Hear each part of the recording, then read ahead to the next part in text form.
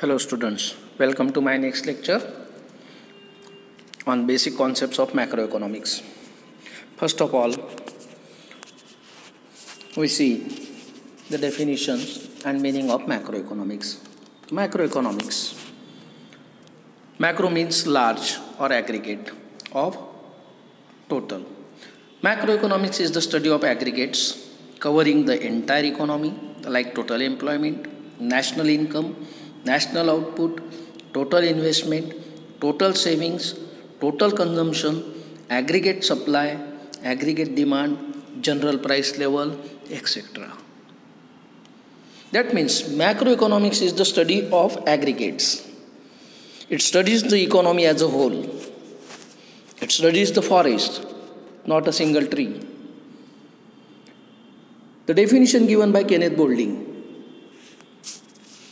Macroeconomics deals not with the individual quantities as such, but with the aggregates of these quantities, not with the individual incomes, but with the national income, not with the individual prices, but with the general price level, not with the individual output, but with the national output. This definition is given by Kenneth Boulding. काय म्हणतो Kenneth Boulding? की macroeconomics याचा संबंध वैयक्तिक परिणामाशी नसून total परिणामाशी आहे, एकूण परिणामांशी दिसतोय. इथे कोणत्याही सिंगल व्यक्तीच्या इन्कमचा अभ्यास नाही केला जात.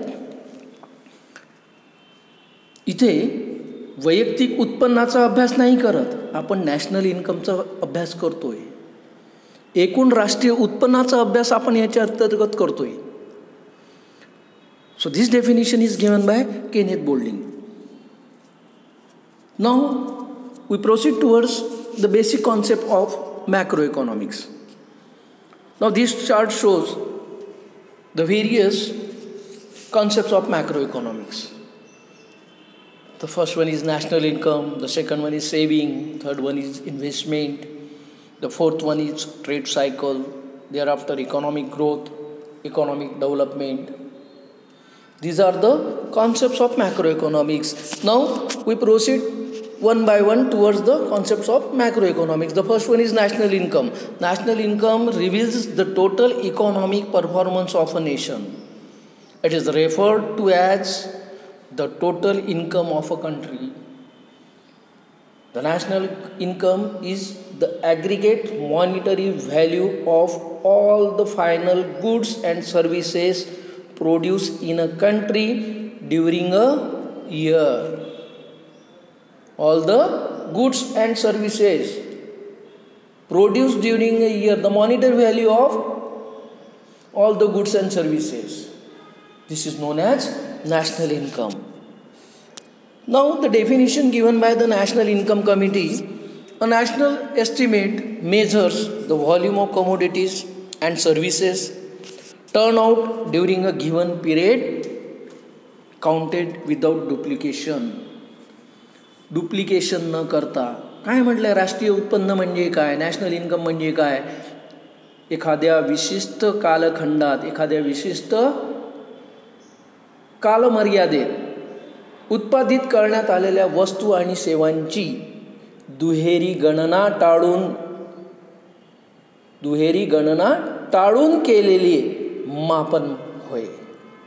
That means it is a monetary value of goods and services produced within a year, within a single financial year, by excluding the double counting. This definition is given by National Income Committee. The second concept of macroeconomics is saving. What is meant by saving? It is that part of income which is not spent currently as a consumption in order to satisfy future need. म्हणजेच काय? It is that part of income which is set aside to satisfy the future needs by foregoing current consumption. म्हणजे सध्या त्या इन्कमला, म्हणजे आपल्या इन्कमला सध्या खर्च न करता काही अमाऊंट आपण जी बाजूला काढून ठेवतो त्याला आपण सेव्हिंग म्हणतोय. In other word, saving is that part of income which is not spend currently or on consumption. कोणत्याही प्रकारचा खर्च न करता जी इन्कम आपण बाजूला ठेवतो, कशासाठी ठेवतो? भविष्याच्या कामासाठी. भविष्यात त्या इन्कमचा आपल्याला उपयोग करता यावा, त्याला आपण सेव्हिंग म्हणतोय. So this is the second concept of macro economics. The third one is investment.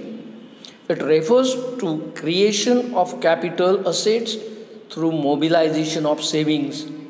For example, machinery, equipment. म्हणजेच काय? It means creation of capital assets. Capital असेट्सचं निर्माण करण्याचं काम इन्व्हेस्टमेंट म्हणजे काय? की it creates a capital assets through the mobilisation of saving. म्हणजेच सेव्हिंगच्या माध्यमातून आपण जी असेट उभारतो, जी मालमत्ता आपण उभारतो,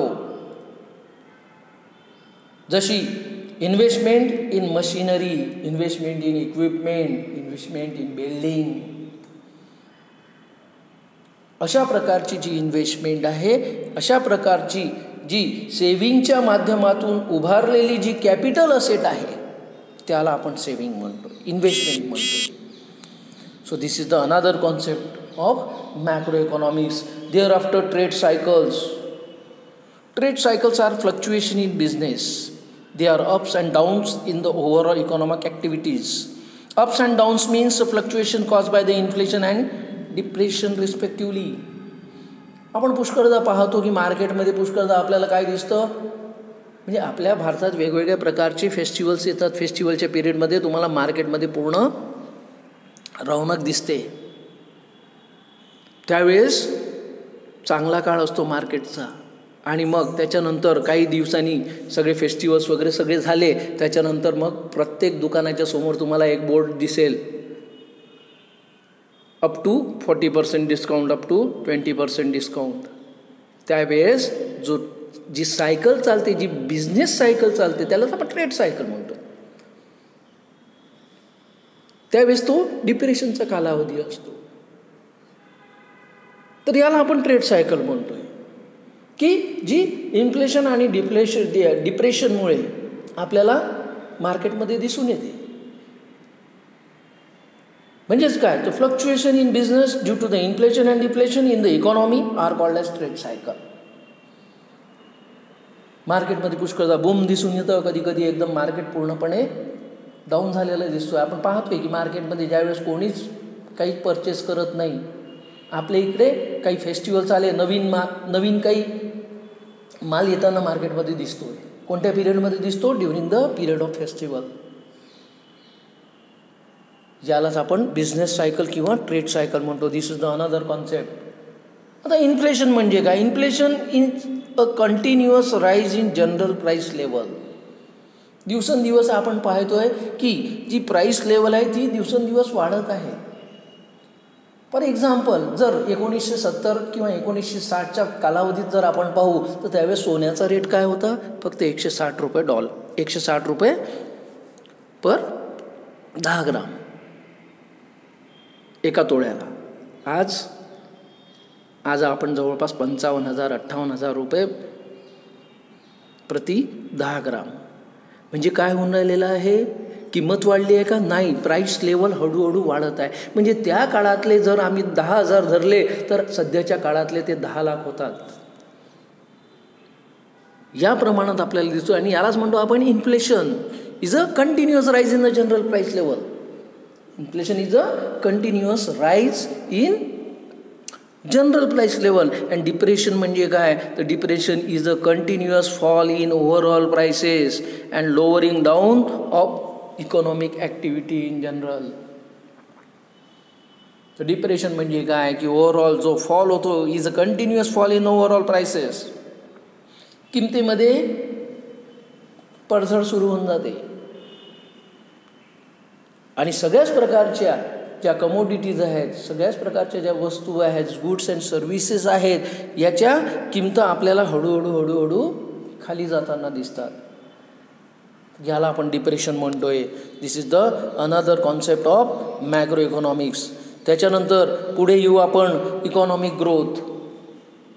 इकॉनॉमिक ग्रोथ म्हणजे काय? It means an increase in the real national income of the country over a larger period of time. It is a quantitative concept. The term economic growth has a quantitative dimension. आपण मोजू शकतो कारण की आपल्याला national income मोजता येतं. In simple words, economic growth means an increase in the real national income of the country over a long period of time, not for a single year or for a short period. This is a long-term process. And when in the long term, if there is a rise in the real national income of the country, it shows the process of economic growth. त्याला आपण economic growth म्हणतोय. त्याच्यानंतरचा पुढचा concept आहे economic development. Economic development म्हणजे काय? तर ही economic ग्रोथपेक्षा पण मोठी संकल्पना आहे. तर इकॉनॉमिक ग्रोथ म्हणजे काय? इकॉनॉमिक डेव्हलपमेंट म्हणजे काय? It mean economic growth along with the progressive changes in the well-being of the people of the country. It is a qualitative concept. This is a wider concept which has a qualitative dimension. याला qualitative dimension आहे. Improvement in the standard of living of the country. म्हणजे आपल्या देशाच्या अंतर्गत राहणारे जे लोक आहेत त्यांच्या स्टँडर्ड ऑफ लिव्हिंगमध्ये इम्प्रूव्हमेंट म्हणजेच economic development. So economic development implies economic growth plus progressive changes in certain important variables and which determine the well-being of the people. तळागाळापर्यंत एज्युकेशन पोहोचलं पाहिजे, हेल्थ फॅसिलिटीज प्रत्येकापर्यंत पोहोचल्या गेली पाहिजे, याला आपण डेव्हलपमेंट म्हणू. इन्फ्रास्ट्रक्चर आपल्या देशाचं सुधारलं पाहिजे. रस्ते, 24 तास लाईट, पाणी, या सगळ्या ज्या व्यवस्था आहेत आणि याचमुळे इथे राहणारे जे लोक आहेत त्यांच्या स्टँडर्ड ऑफ लिव्हिंगमध्ये आपल्याला सुधारणा दिसून येते, इम्प्रूव्हमेंट दिसून येते. म्हणजेच काय? तर इथे आपल्याला क्वालिटी दिसून येते. Improvement in the quality of the people living in the country. So this concept is non as economic development. This is a wider concept. Without economic growth economic development is not possible. हे आपण पाहू पुढच्या याला, ज्यावेळेस आपण दोघांमध्ये comparison पाहू की ग्रोथ म्हणजे काय, ग्रोथचाही कॉन्सेप्ट कसा आहे आणि इकॉनॉमिक डेव्हलपमेंटचाही कॉन्सेप्ट कसा आहे. या दोन्ही ज्या कॉन्सेप्ट आहेत त्या आपल्या देशाशी निगडित आहे. देशाशी याचा निकटचा संबंध आपल्याला दिसून येतोय आणि हे आपण आपल्या पुढच्या याला अभ्यासू.